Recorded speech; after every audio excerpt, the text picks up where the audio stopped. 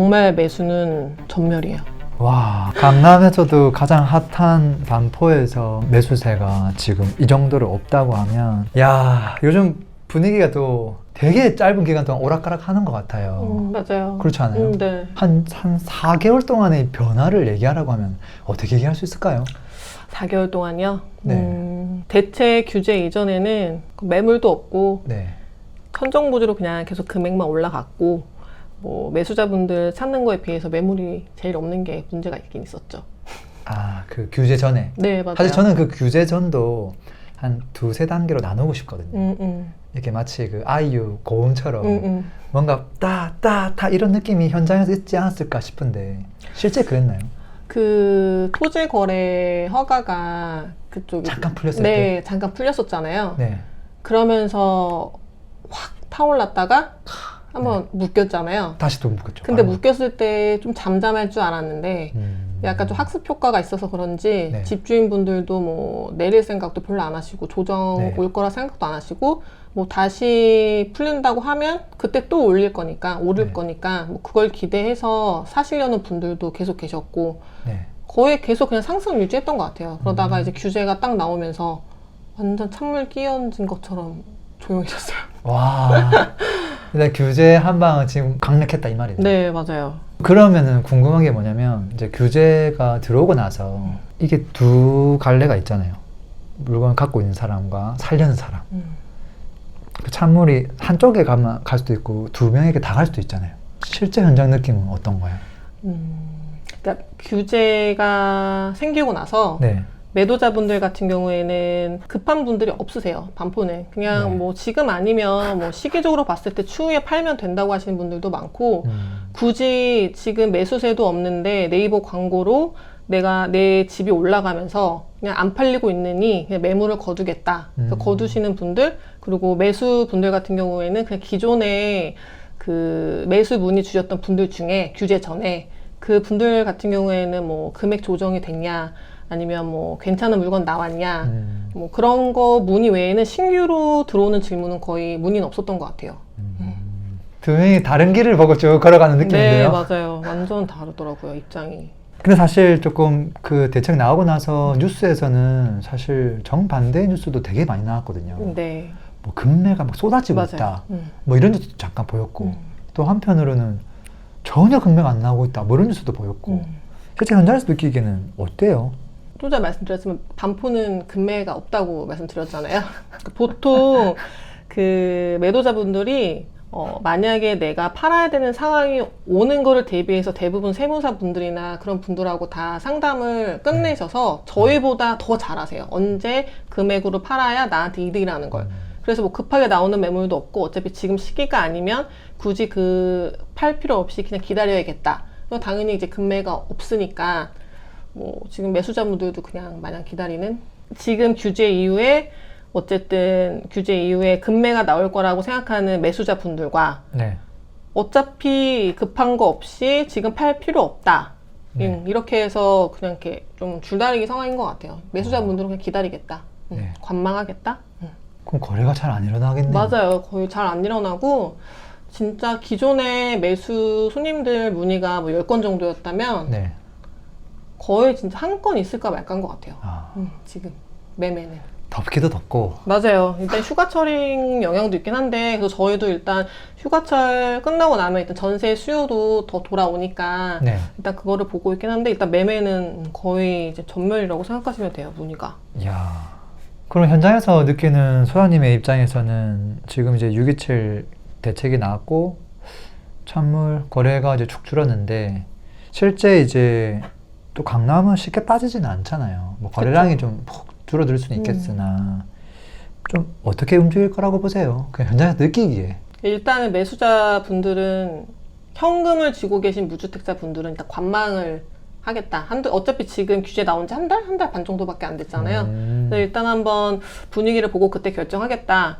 이렇게 말씀을 하시고 있고 그래서 일단은 저는 이렇게 크게 하락할 거라고 생각은 안 들어요. 왜냐하면 매도자분들이 특히 뭐 한강뷰 같은 집주인분들은 뭐 내가 올리면 올렸지 뭐 정해진 시세 자체가 없기 때문에 그냥 이렇게 서로 뭐 다른 의견으로 가고 있는 데다가 매도자분들 같은 경우에는 일단 뭐 급한 게 없고 뭐 추후에 팔아도 되니까 일단 한번 지켜보겠다 이렇게 하시는 분들이 많고, 매수자 같은 경우에도 일단은 급매가 나올 거라고 생각이 들고 하락할 거라 예상이 들고, 그래서 뭐 현금을 갖고 계신 매수자 분들도 한두 달은 좀 지켜보겠다.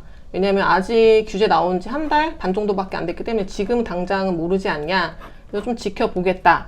이렇게 그래서 지금 이렇게 신라이가 이렇게 있는 거잖아요, 서로. 네, 네. 근데 저는 지금 당분간은 보합으로 갈 것 같고, 거래가 안 되니까. 네, 그래서 추후에 뭐 하반기에 뭐 강한 규제가 나온다고 하긴 하는데 그거를 좀 지켜보시고 결정하시려고 하는 게 아닐까 이런 생각이 들긴 들어요. 완전 동상이몽이네요. 네, 네. 한 명은 뭐 급할 게 없다.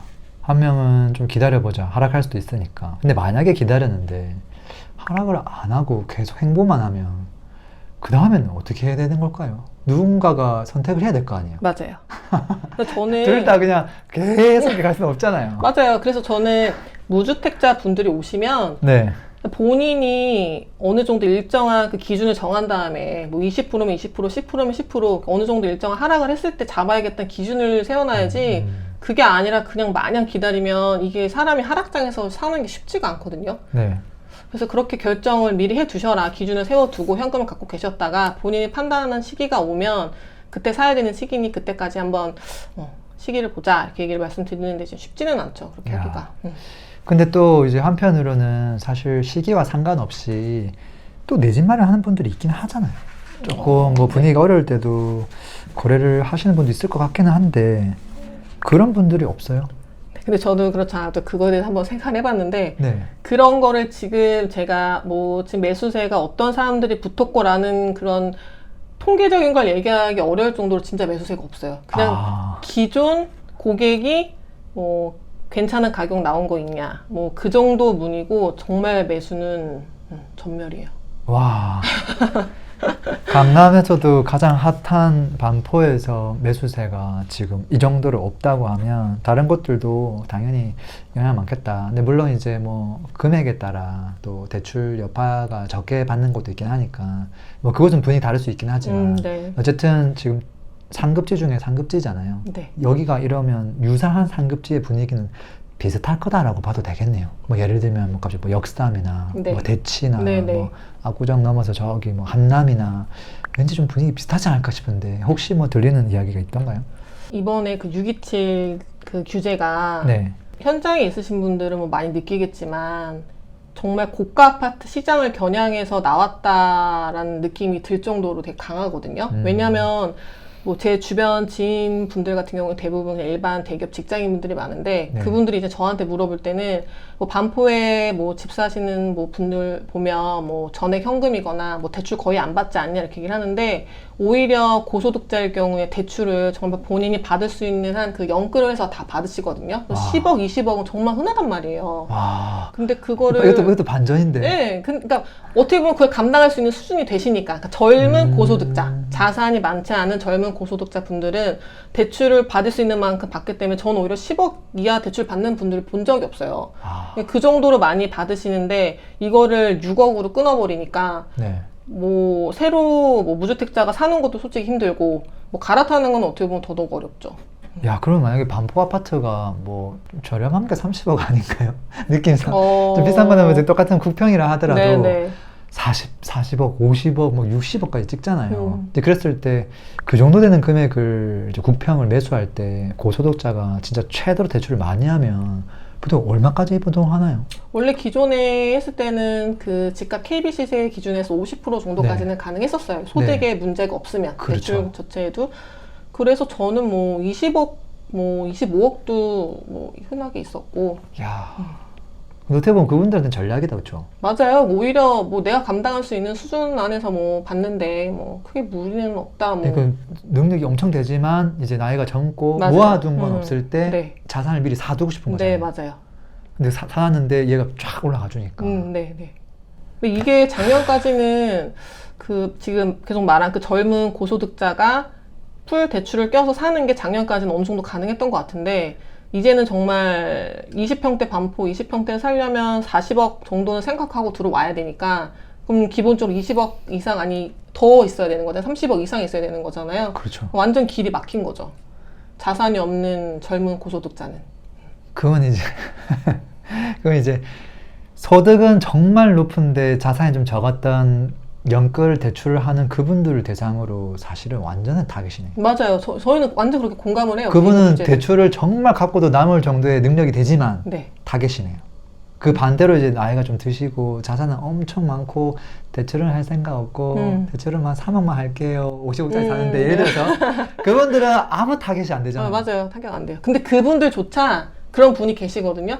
기다리고 계세요. 그러니까 규제가 하반기에 나오면 네. 달라지지 않겠냐. 약간 가격이 뭐 상방 어디로 갈지 좀 방향은 어느 정도 보고 들어가야겠다. 뭐 이렇게.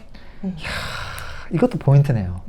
타겟이 되는 분들뿐만 아니라 타겟이 안 되는 분들도 살려면 살 수는 있지만 이 방향을 보고 가겠다는 맞아요. 거. 네. 급할 게 없으니까. 무리하지 않네 이분들도. 맞아요. 좀 오르더라도 올라가는 걸 보고 뭐 들어가지 뭐. 야 이렇게 보시는구나. 자 그럼 매매는 그런데 실제 임대 시장은 좀 어떤가요? 임대는 뭐 이것도 이야기가 두 개로 나뉘더라고요. 그렇죠. 근데 지금 반포는 큰 입주장이 있잖아요. 메이플 자이가. 그렇죠. 네. 근데 메이플 자이가 좀 시기적으로 안 좋았던 게 입주 시작이 할 때쯤 규제가 같이 맞물려가지고 맞네. 네, 그래서 일단은 입주장인데 물량도 많고 그리고 여름 비수기여서 수요도 추석 이후보다는 적고 맞네. 근데 거기다가 이제 잔금을 전세입자 보증금으로 치르시려는 분들이 계시는데 그 6.27 대책 규제 이후에 그게 불가능해지면서 네. 이제 보증금으로 잔금을 못 치르니 전액 현금을 갖고 있는 그 세입자를 드려야 된단 말이에요. 그러다 보면 아무래도 수요가 줄어들잖아요. 현금 뭐 15억, 20억 갖고 있는 사람들이 들어와야 되니까. 네. 그래서 초반에는 이제 빨리 맞추려고 점점 전세금도 전세 가격도 좀 낮아졌고, 그리고 이제 8월 내에 입주를 해야 뭐 지연이잖아. 그런 걸 안 내니까 뭐 월세를 그냥 월세로 돌려서 보증금을 낮추는 방식으로 해서 이제 월세로 바꿨죠. 전세를 월세로 바꿔서 보증금을 낮춰서 이제 진행을 했는데 그렇다고 그런 게 많지는 않았어요. 그리고 이제 좀 저렴한 물건들은 다 많이 빠지고 현금을 갖고 계신 분들이 주로 들어왔다가 지금 남아있는 물건은 이제 좀 가격을 좀 되찾고 있고 이제 버티는 분들이세요. 그냥 나는 지금 급한 거 없으니까 내가 원하는 전세 가격 맞출 때까지 좀 기다리겠다. 지금은 그 정도 남아있어요. 솔직히 입주가 언제부터죠? 6월 말부터였어요. 6, 7, 8 지금 거의 다 됐네. 그래서 이번 달 말까지 입주를 해야 돼요. 네. 입주 기간은. 8 좀 지나고 나면 좀 물건 계속 조금씩 줄어들긴 하겠네요. 야, 네. 근데 어쨌든 메이플 자이의 입주 영향이 주변에 영향을 안 줄 수가 없겠는데요. 그쵸. 아무래도 영향이 없지 않아서 일단 근데 입주장이 시작되면 굳이 그 627 규제 때문이 아니라 입주장이 시작이 되면 어느 정도 금액이 낮아지는 건 있는데 전세 금액이 좀 낮은 편이잖아요. 입주장이. 네, 맞아요. 근데 거기에다가 어쨌든 그 전세자금 대출이 세입자가 하면 이제 잔금을 못 치르니까 이제 그것 때문에 금액이 좀 많이 조정이 된 건 없지 않아 있죠. 그런 분들은 좀 없어요? 좀 뭐 반포 쪽에 있다가 사실 좀 잠원동이긴 하잖아요. 네네. 잠원동으로 그럼 전세 좀 저렴하니까 한번 저로 가서 살아볼까? 이렇게 이동하는 분들. 이동? 없는 것 같아요. 잘 없는 것 같아요. 잘 약간 없나요? 수요가 좀 살짝 다른 것 같기도 해요. 그래요? 네. 반포동만 고집하시는 분들이 계세요. 이 반포동이라는 이 특수성을 좀 좋아하시는 분들이 계시는 것 같아요. 뭐 원벨리라든지 주변에 좀 핵심 아파트들 말씀하시는 거죠? 네, 맞아요. 예, 좋죠. 별 차이 없는 것 같으면서도 차이가 조금 있죠. 네, 그리고 이제, 그러니까 제 개인적으로 생각으로는 지금은 일단 뭐 시기상으로 전세를 많이 찾는 시기도 아니니까 지금은 당연히 어느 정도 조정이 있고 한데 이제 이거 어느 정도 이제 진정되고 나면, 안정화되고 나면 그렇게 영향이 클 것 같진 않아요. 왜냐면 제가 지금 있는 레미안 퍼스티지나 뭐 원벨리 이쪽은 애초에 뭐 20억, 뭐 18억 하는 전세도 그냥 다 원래 현금으로 들어오시는 분들 되게 많으셨어요. 대부분이. 뭐 10명 중에 7명 정도는 대출 없이 그냥 들어오셨던 분들이라 그렇게 전세자금 문제 때문에 크게 문제가 있을 것 같진 않아요. 들어오시는데. 그리고 이제 또 입주가 끝나고 나면 다시 또 분위기가 정상화가 되겠죠. 맞아요. 임차 시장은. 네. 또 궁금한 게 뭐 레미안 퍼스티지 같은 아파트에 임차로 들어가는 분들도 네. 사실 금액이 좀 많이 필요하잖아요. 네. 근데 그분들이 전세를 찾는 수요와 이제 월세를 찾는 수요가 있다고 봤을 때 뭐 비중을 어느 정도로 좀 봐야 될까요? 현재요? 뭐 현재든 뭐 최근 1, 2년이든 뭐 워낙 물량이 없어서 나오면 이제 본인 자산에 맞게 가긴 가셨는데 갑자기 램군님이 저한테 여쭤보니까 제가 최근에 이렇게 네. 이번 달을 좀 돌아보니까 월세 문의가 많긴 많았던 것 같아요. 아. 네, 이번 달에는 유난히. 근데 그분들도 전세를 일으킬 때는 전세 대출을 안 하나요? 아니 집을 사는 사람 대출을 하는데 왜 전세 사는 사람은 대출을 안 해요? 전세 대출 저렴한데 또. 잘 안 하시더라고요. 잘 안 하시고, 예, 저도 좀 놀랬다는데 거의 안 하세요. 뭐 20억도 그냥 들어오시니까. 야. 되게 쉽게 들어오신 분들도 생각보다 많으시더라고요. 그분들 입장에서는 또 월세 나가는 게 아깝다 생각할 수 있으니까.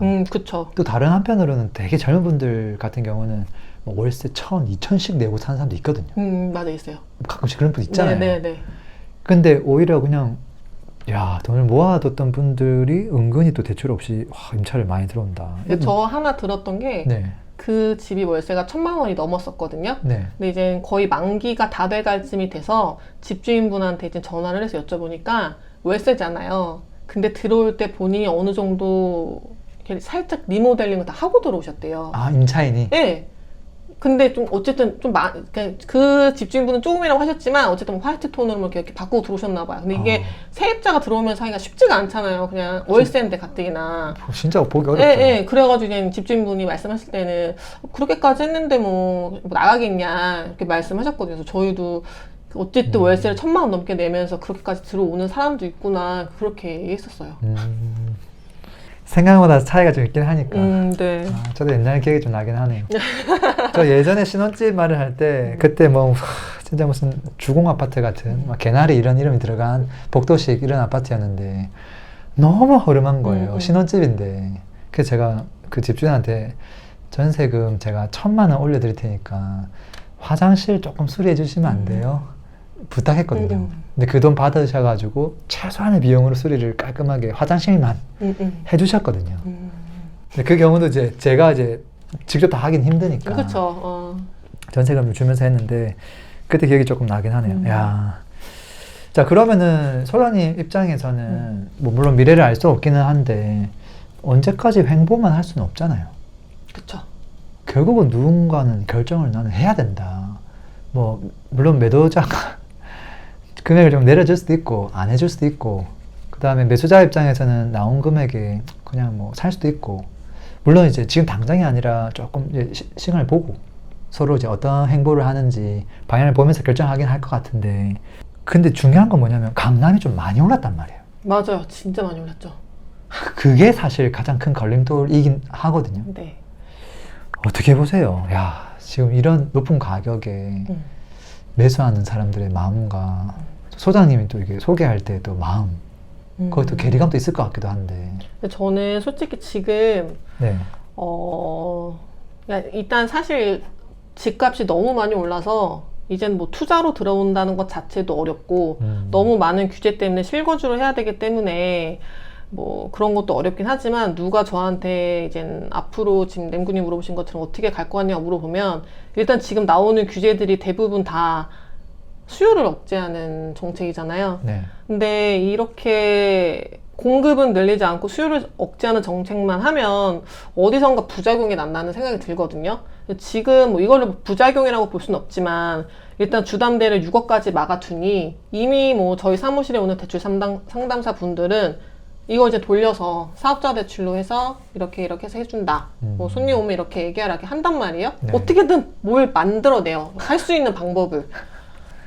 그런 걸 보면 일단은 정말 이 공급에 관해서 필요한 정책이 나오지 않으면 특히 서울은 공급이 진짜 부족하잖아요. 강남도 마찬가지긴 하지만 그런 정책이 없으면 집값 잡기는 좀 어려울 것 같아요. 근데 또 지금 작년 대비 거의 30%가 오른 것 같거든요. 제가 체감하기로는. 실제 그런 것 같습니다. 네, 근데 그렇게 많이 오른 상태에서 지금 또 돈을 주고 들어오는 거는 솔직히 말씀드리면 저도 그렇게 추천드리지는 않아요. 그분이 또 사는데 또 10% 20%또 기대할 거 아니에요. 맞아요. 근데 너무 많이 올랐고 그리고 이거는 그냥 제 개인적인 제가 현장에 있으면서 느낀 건데 저는 솔직히 토어제 이렇게 풀리기 전에 이미 약간 사람들이 따라올 수 있는 이런 뭐라 해야 되지? 한계가 좀 다다랐다? 약간 이런 생각이 들었어요. 좀 이제 조정이 오겠구나.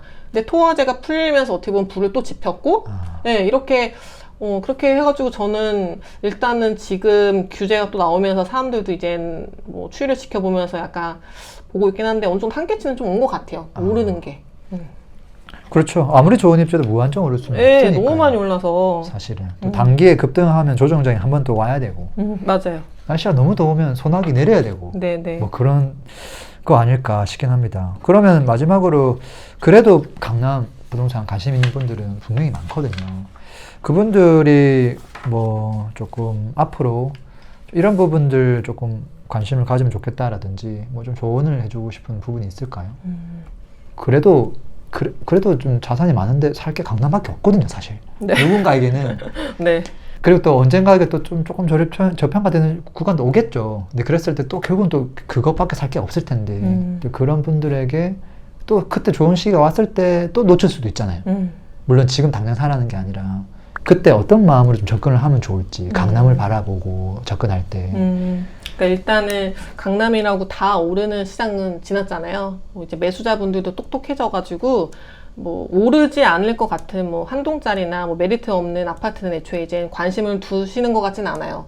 네, 근데 제가 이 현장에 있으면서 조언 드리고 싶은 거는 아까 말씀드린 대로 저는 저희 사무실에 오시는 분들한테 말씀드리는 게 기다려도 되는데 어느 정도 내가 사야겠다는 기준을 정해두라고 말은 해드리거든요. 이게 하락장이 어쨌든 오고 이렇게 하면 내가 사고 싶은 기준이 다가와도 못 사요. 계속 떨어질 거라는 생각에. 그러니까 현금을 쥐고 기다리신 분들 같은 경우에는 내가 생각하는 정도의 그 기준치에 다다르면 그냥 망설이지 말고 사야겠다? 그러니까 이 정도는 좀 어느 정도 염두에 두셨으면 좋겠어요. 자기만의 기준이 좀 필요하다는 네, 말씀이네요. 네. 아, 재밌네요. 강남은 진짜 현장에서 좀 들리는 되게 현실적인 이야기들 좀 많이 네. 들려주셔가지고 아마 궁금하신 분들 조금 해소가 많이 되었을 것 같습니다.